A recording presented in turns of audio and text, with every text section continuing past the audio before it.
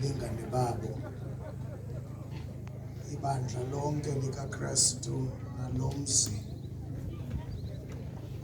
waseCumakala, molweni nonke ngegama lenkosi uYesu, amen. Andikuzukisile, ndizalwa kwaDikana emabambeni, ndingumqwathi uDikela.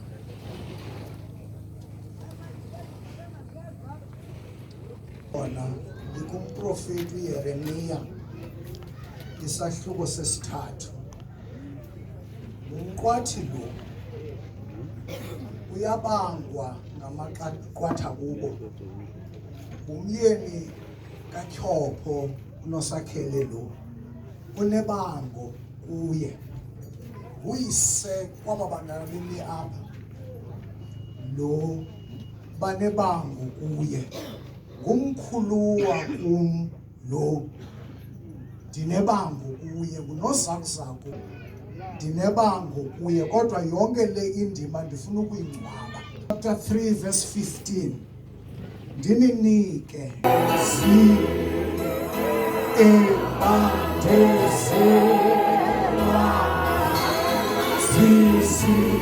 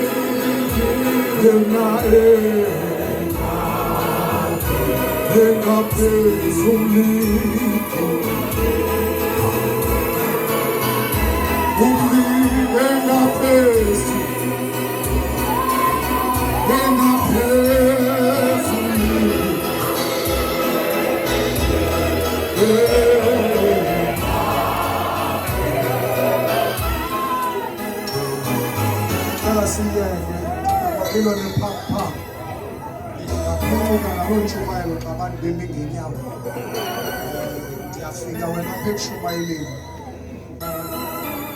Ndininika abalusi abanganintliziyo yam, banaluse ngokwazi nangengqiqo.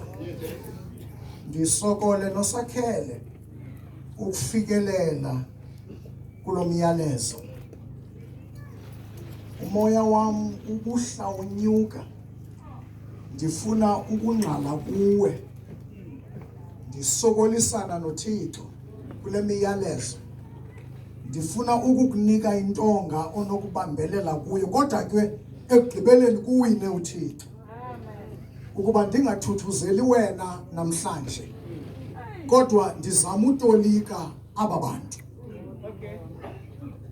Kwaba bantu ngobani aba? Ndifuna uyithi igama lentshumayelo elithi itsikelelo yokuba nomfundisi. The blessing of having a pastor. Aba bantu aba alaziwe ixabiso labo. Sithi chiphi nyembezana mhla kunje, kodwa ngokuya banyathela kulo mhlaba, ngokuya babila umsintsila emsebenzini wenkosi, we don't appreciate them.